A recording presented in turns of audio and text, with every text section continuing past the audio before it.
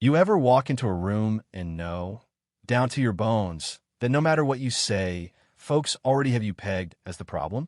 That's how it was for Sergeant Nina Rourier, the one they said botched basic recon, the one some wouldn't even trust to carry their gear, let alone command a unit. I mean, you should have heard the snickers that day, the way the laughter just kept bouncing off the barracks walls, even as Nina, silent as always, rolled up her sleeve and showed a tattoo that shut every mouth in that place.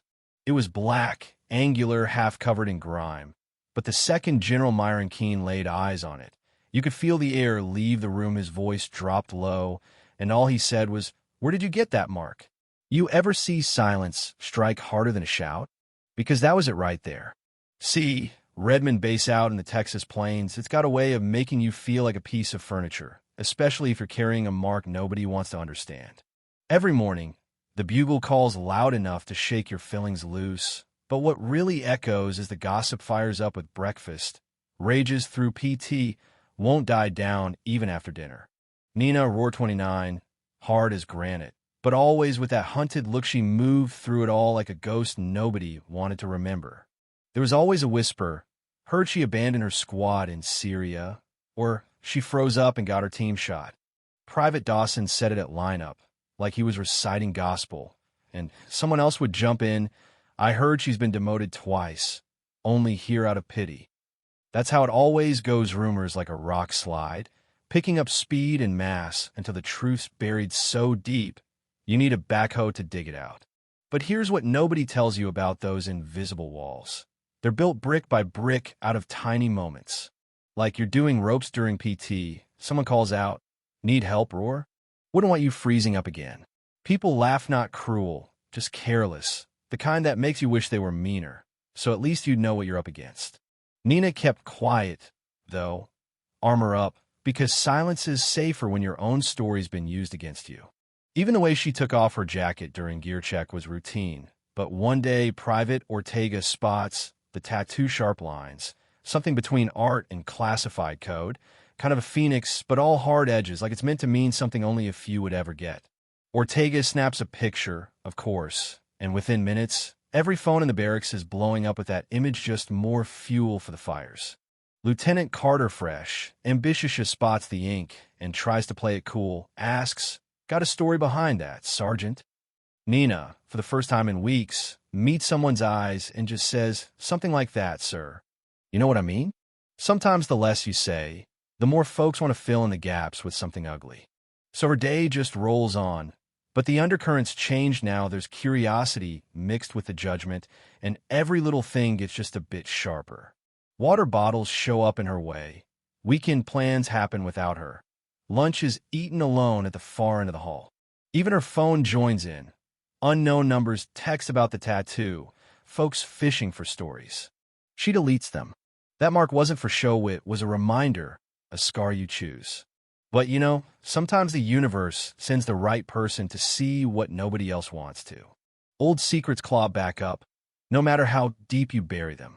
Nina Rorsch had another name, another life, a year and a half before. Operation Phoenix Variant. Tier 6. The kind of op nobody admits happened.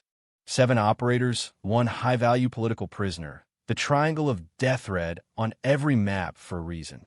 The kind of mission that starts out suicidal and ends with you wiped from every record if you make it back at all. And they did almost. Pulled off the extraction, clean as you like, until the enemy showed up too ready, too precise. Someone had sold them out. Within 30 seconds, 6 teammates were dead. Nina and the asset, a journalist, pinned behind concrete. No support, no comms, nothing but grit and a dying battery. 3 hours, street to street, dragging a man who couldn't even walk, dodging bullets, running on fumes. She made it. Got him to the pickup, loaded him on the bird, and then held the rooftop under a hail of fire until the chopper peeled away, too dangerous to come back. 4 days later, Nina stumbled into friendly territory, bleeding and alone. Debrief took 6 hours, then the files were locked up for good. Her success? Too classified to honor. Her heroics? Too messy to mention. So she got a new file: disciplinary notes, tactical blunders, friendly fire, just enough truth to look real, enough lies to ruin her. Now she scrubbed floors and sorted inventory, while folks wondered if she'd ever deserve the uniform. There's a special kind of choke in that being punished for succeeding at something nobody's allowed to talk about. And you wonder, in the dead quiet, if you'd have been better off dying with your team. One day, deep in the warehouse, Nina finds an old map marked with those same geometric shapes as her tattoo. Proof. She snaps a photo, sends it to an old number. The reply is quick. Patience. Truth builds momentum. Yeah, patience, Seth, it's a funny word when every day costs you another piece of yourself. Soon, things come to a head. Some junior soldiers follow her into the supply building, filming on their phones, heckling, dumping grease on her uniform for the views, drop out, roar. Show us your famous retreat. She just cleans it up, silent as ever, but that video's online before dinner. Lieutenant Carter sees it from the doorway, jaw tight, but does nothing because speaking up means picking a side, and nobody wants that. That night, guilt gnaws at him. He starts digging into her tattoo, the records, the scraps of truth still left in the military's basement. The fragments make a picture you can't ignore. That's when General Keane shows up unannounced, the kind of inspection that turns a whole base into headless chickens. He doesn't walk the parade ground. He walks the shadows, looking for what doesn't fit. Finds Nina in the warehouse, moving with that battlefield efficiency. Sees the tattoo, freezes, and asks, "Where did you get that mark?" Nina answers steady, Tier 6, Phoenix variant, 7 in, 1 out.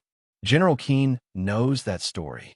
He orders Carter to bring the black archive file tin, clearances deep, the kind of thing that could end careers if you breathe wrong near it. In minutes, Nina's story is out. She wasn't a disgrace, she was one of the best. Everything they'd pinned on her was fiction to cover up real heroics. Keane stands in a warehouse and says it out loud. In front of everyone, "I owe you an apology." This entire institution does. You ever see a room of soldiers realize they've been wrong? It's like watching dominoes fall. Nobody wants to catch your eye. Even Carter, trembling, says, "I should have acted." "I'm sorry." Keane tells them all, "You should have believed a fellow soldier." The video of Nina's hazing has already gone viral by now. Online rage calls for reform, the works. 3 weeks later, behind closed doors, they clear Nina's record. No press, no parades, just her, Keane, Carter, and the truth. Commendations reinstated, medals returned, but the cost? 2 years of isolation, shame, and swallowing pride.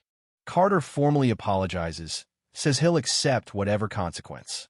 Nina just says, "Protect the ones who can't protect themselves." No anger, just tired honesty. Instead of going back to Black Ops, she asked to join the Warrior Transition Unit, helping wounded soldiers find their footing. Keane hesitates, but says Yesha knows the best medics are the ones who know what survival really costs. Word leaks out anyway. The Silent Emblem project gets launched recognition for those buried by classified files. Policies change, bias training, oversight, anonymous reports, real consequences.